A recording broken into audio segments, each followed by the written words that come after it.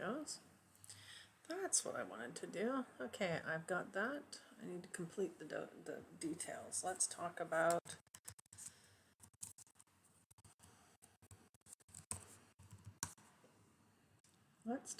guilt again. No, I didn't mean to do that. Okay. There we go. All right. Have we gone live yet? Oh, there we go. Go live down there. And we are starting Wednesday morning live at 9:01 a.m. Pacific time. I believe this is working. It's always so much fun to see. And let's see if it's really working. I don't know. I can't tell from here. Anyhow, if it isn't working here, it's working on YouTube, and I can always upload the video the other way. So I am reading, and I say reading, but listening to and taking notes and making drawings and scribbles and things, the new book by Gabor Mate, The Myth of Normal, in which he pretty much brings in every other book he's ever written, from Scattered Minds about living with ADHD to In the Realm of Hungry Ghosts, which is about addiction and the causes of it, and even his book with Gordon Neufeld, Hold On to Your Kids. One of the things that keeps resonating in my head is how the guilt issue is such a big thing. Guilt is such a big thing, especially in parenting. When you delve into the idea of kids' brain wiring changing and their physiology changing as a result of things like stress in your life and theirs, there's an epic opportunity to feel guilty about, well, everything. You know, my kids' heads are messed up because I was stressed during their pregnancy, or my kids are super sensitive because I was suffering from postpartum depression triggered by post-traumatic stress disorder as a result of a traumatic birth experience, or I had trauma in my childhood because my parents had trauma in their childhood, because their parents had trauma in their childhood, because their parents had trauma in their childhood, and I didn't stop it soon enough to stop my children from having trauma in their childhood as well.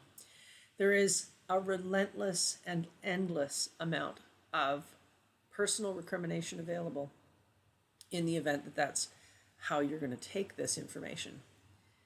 On the other hand, one of the things that Gabor Mate alludes to a number of times is that beating yourself over the head with the I didn't know stick is not kind. And genuinely, we can't know what we don't know until we know it, even if it was blatantly obvious to anybody observing our lives. One of the things that he talks quite a lot about is dissociation and repression, the things that our body and mind will do when we are under a great deal of stress. We not only come to conclusions about what we are worth and what this stuff means, but we also learn, our brains and bodies learn, how to handle this stuff. When we are feeling completely overwhelmed and at risk of dying, because making your parents angry feels like it'll kill you when you're 3, and we don't know how to handle it, our body mind takes care of it for us, because what we are very good at as a species, here we are proving it every day, is survival. And in order to survive, sometimes we have to go away. And that ability to go away is built in. And sometimes we can make all the feelings go away, just, instantaneously repress them. Sometimes we don't even feel them arising before they're gone. And other times we dissociate completely and we have absolutely no idea where we are or what's going on. We'll sometimes lose entire days or weeks in our lives that have just been erased effectively. Later on in your life, they all come bubbling back out. But in the moment, the point of dissociation and repression is actually survival. So we learn these great skills, and then later on we find out that we relived them and we have visited them upon the next generation. The cure for this, of course, is the same as the cure for all other forms of guilt, and that is acceptance. We need to accept the reality of what it was we could not know, And we need to accept the grief that we feel over what we could not do. And that might be we couldn't protect ourselves, we couldn't protect our children, we couldn't see what was happening, we couldn't understand how to fix it, we didn't have the power to fix it. All those kinds of sad and overwhelming sometimes feelings of grief and pain are what guilt is actually covering up.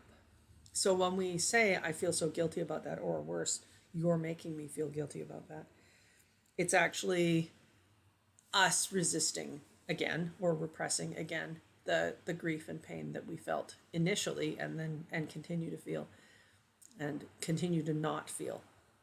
So it's very difficult to heal. It's been an absolutely fantastic book. If there isn't anything else that makes you mad about racism or sexism or the way the world is today, or the kind of corporate greed and political nonsense that goes on all over the place, this book will definitely make you mad. But the hope for healing that's built into it, we come back over and over again to the fact that our bodies and our minds are built also to heal.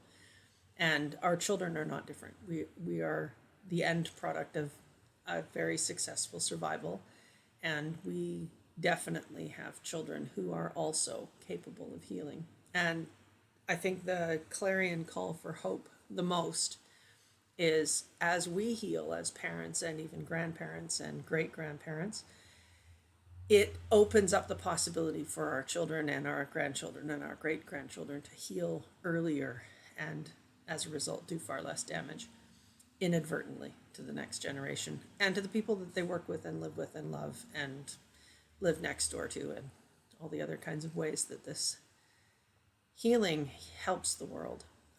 One of the things that I say from time to time, half joking, is that the reason I do what I do, the reason I help parents, the reason I give parents the information that they need to heal and to help their children grow up in a childhood that they don't have to heal from, is because I want world peace.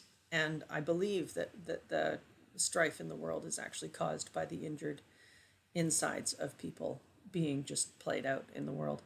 So if we can heal, maybe we'll have world peace sooner rather than later. Join me every Wednesday morning live for whatever I'm ranting or babbling about next time. What was I going to say? I don't remember. Like, comment, share. If you have any other questions or topics you'd like me to cover, please let me know.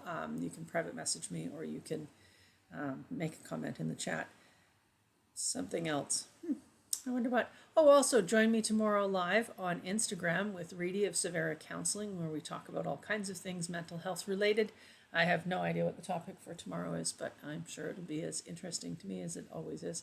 We talk about all kinds of things, trauma and healing and relationships and communication related.